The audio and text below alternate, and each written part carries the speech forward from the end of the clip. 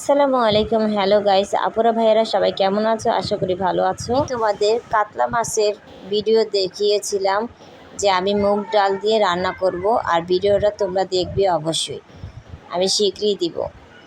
তো এই নাও আমার কাতলা মাছের মুগ ডালের গন্ডা তৈরি করছি। আর আমি কিভাবে তৈরি করছি তোমরা যদি নিজেরা ফলো করো আমার রান্নাটা পুরোটা অবশ্যই তোমরা শিখতে পারবে। রান্না তেমন একটা কঠিন নয়, একবার দেখলে সবাই শিখতে পারবে। এক একজন এক এক রকমভাবে রান্না করে, তবে আমি কারোর রান্না দেখে শিখিনি, আমি আমার নিজের অভিজ্ঞতা থেকে শিখেছি। মা রান্না করতে যেভাবে ঠিক এইভাবে রান্না করেছি। তোমরা পারলে আমার রান্নাটা পুরোটা শিখে নাও। টাকা দিয়ে তো শিখতে হবে না, আমার ভিডিও পুরোটা দেখতেই পারে না রান্না বান্না ফ্রিতে শিখতে পারবে। ইউটিউব ঘাটাঘাটি করে, ইউটিউব ঘাটাঘাটি না করে আমার সাথে যুক্ত থাকবে।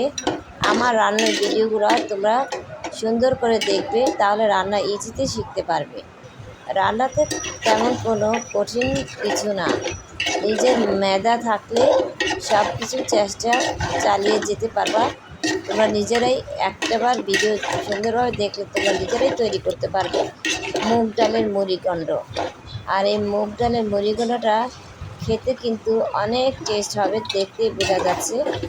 আমি মুগ ডালটা আগে ভেজে পানিতে ধুয়ে নিয়েছিলাম জড়িয়ে, তাই মাথাটা সুন্দর করে কেটে পরিষ্কার করে ধুয়ে মশলা দিয়ে কষিয়ে ভালো মতন তারপরে আমি মুগ ডাল ছেড়ে দিয়েছি। আর মুগ ডাল ছেড়ে দেওয়ার পর আমি সুন্দর করে কষিয়ে নিচ্ছি। কষানোর পর আমি আন্দাজ মতন এখানে পানি অ্যাড করব। তোমরা দেখতেই পাচ্ছ আমি কীভাবে মুগ ডালটা সুন্দর করে কষিয়ে নিচ্ছি। যত কষাবে কষানোর উপরে টেস্ট বাড়বে। তাড়াহুড়া রান্না কোনো কাজ নেই, রান্না করবে আস্তে ধীরে মনোযোগ দিয়ে। যত মশলা কষাবে মাথার সাথে ততটাই টেস্ট বাড়বে। লবণ ঠিকঠাক মতন আছে কি না তাও দেখে নিতে পারবে। আর এখন আমি পানি অ্যাড করব। তোমরাই দেখতে পাচ্ছ পানির পরিমাণটা কতটুকু আমি দিয়েছি, কারণ মাথাটা যেহেতু বড় সিদ্ধ হতে হবে ভিতরের অংশ, তাই একটু পরিমাণ মতন পানি দিয়েছি। পানিটা আবার জলটা শুকাবে, শুকানোর পরে